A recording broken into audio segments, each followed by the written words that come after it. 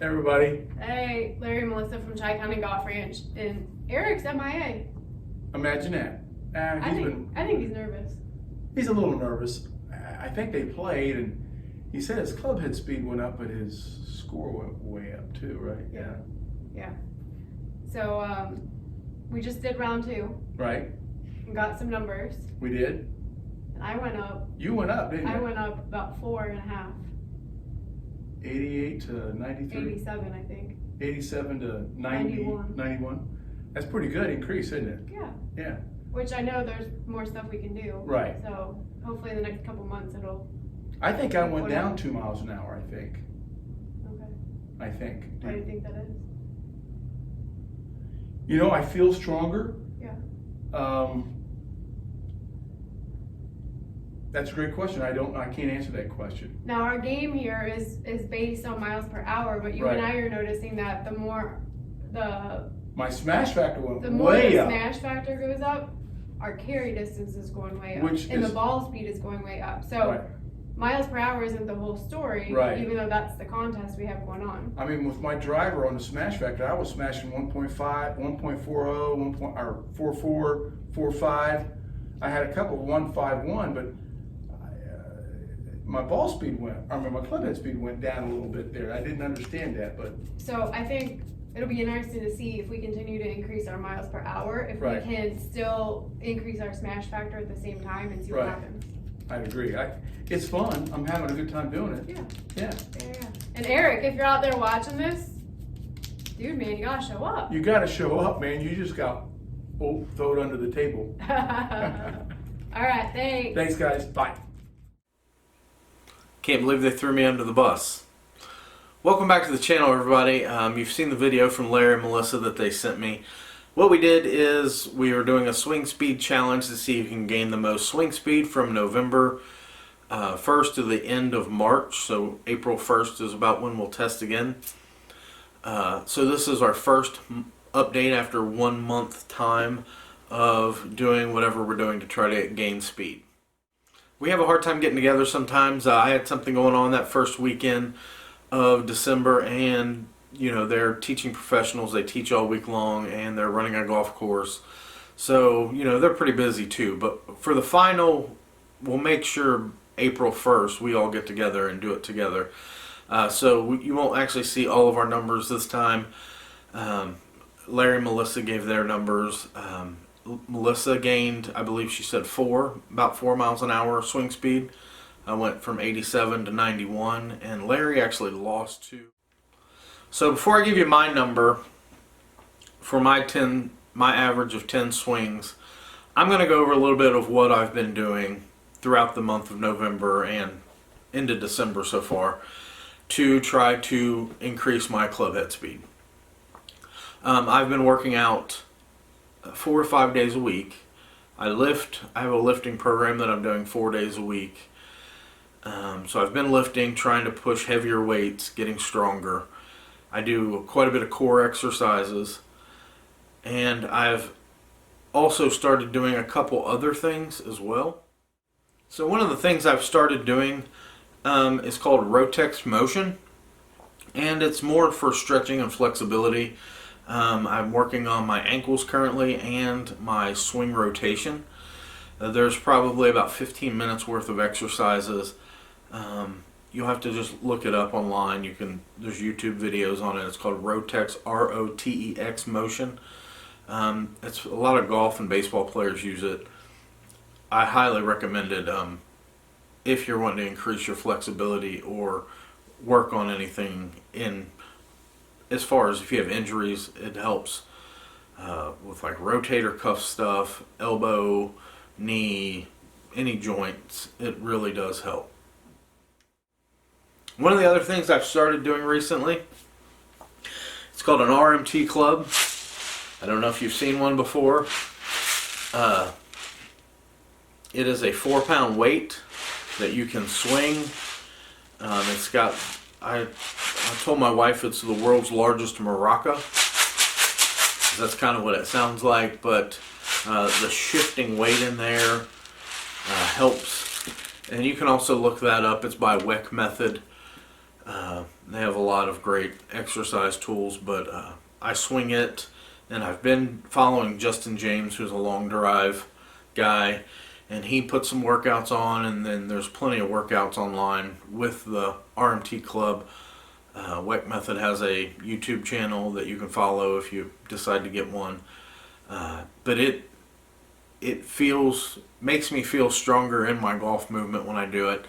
So if you're looking to increase swing speed or just, gear up for next golf season, I highly recommend an RMT Club. Okay, and then one of the last things that I've been doing, when I go to the driving range, I work on swinging my club faster. And I know that sounds pretty self-explanatory, but I think that's something that you really have to try and work at. It's not something that just a few exercises and you're just going to go out and swing the club faster. I think if you exercise and do a lot of core, a lot of lat exercises, get stronger, you're going to swing somewhat faster. But I believe you have to train your body on how to swing a golf club faster. I read a quote on the TPI Facebook page, which is the Titleist Performance Institute. They're one of the leaders in the golf swing and how to build your body for the golf swing. And it said, speed is a skill, train it, measure it, and practice it. And I do believe that that is true. I think it's just something that you've got to go out and work on. So when I go to the range, I'll loosen up, hit a few balls, and then I'll go through a little routine where I'll take a step.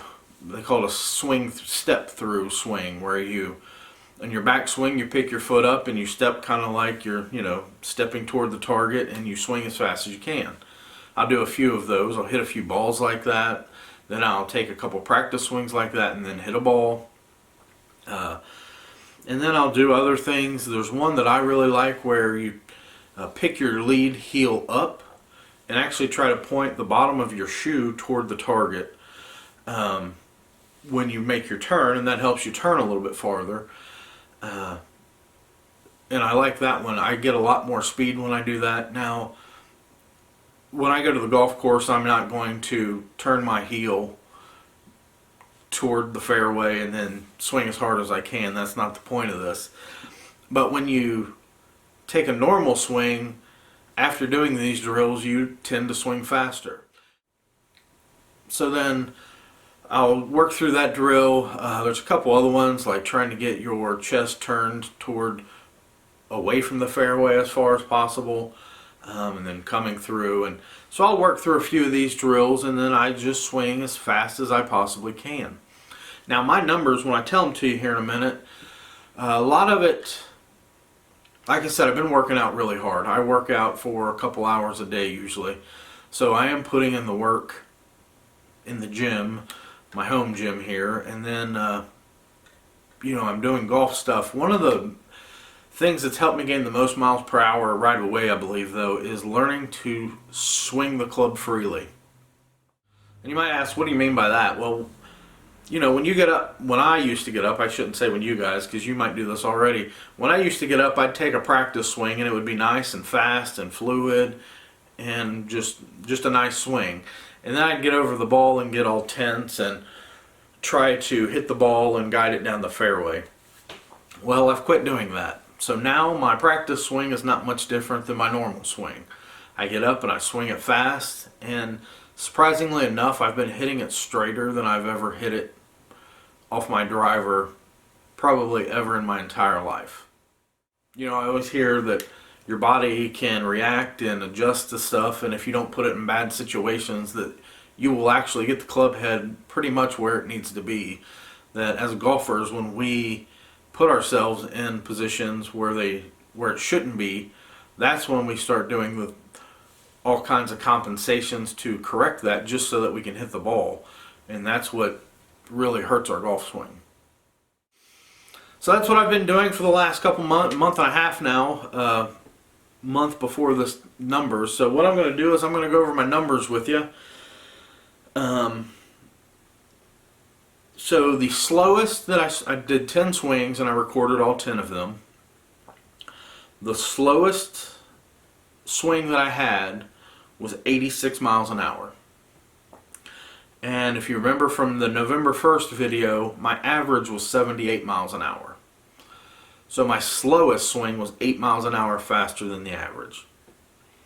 My fastest swing during that period, during this 10 swings, was 96.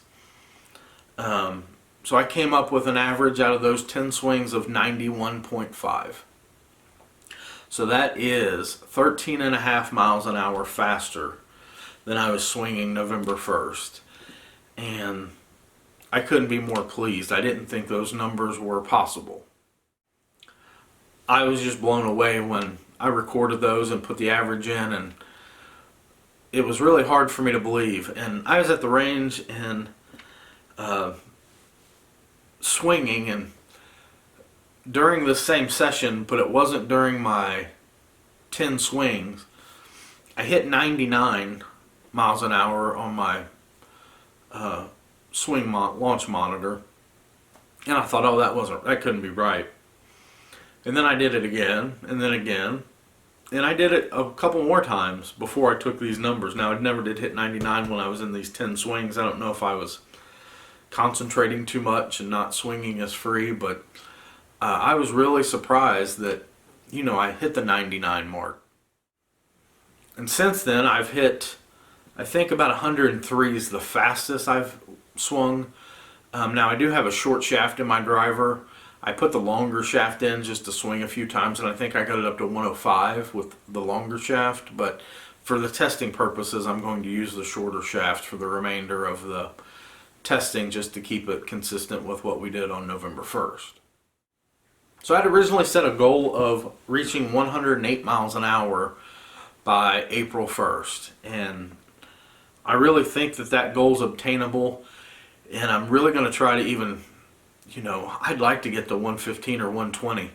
That would be amazing. Now, I didn't think getting to 100 would be, not that I'm averaging 100 currently, but I didn't think even getting to 100 would be as quickly as it has happened. So I'm trying not to set limitations on myself, and I really want to try to get up to 115 or 120. So we'll see in the next coming months how fast I can get up to. Larry and Melissa, you're behind. You're just behind. That's all I got to say. 13.5, Melissa had 4, and Larry's down 2. Now, I think Larry's probably not really down 2. Like I said, the winter coat probably took a couple up. He's probably up 1 or 2.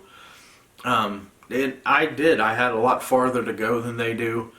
I had a lot more to work on. I had a lot more room for improvement. So we'll see how it stacks up. Stay tuned in the next couple weeks for another update.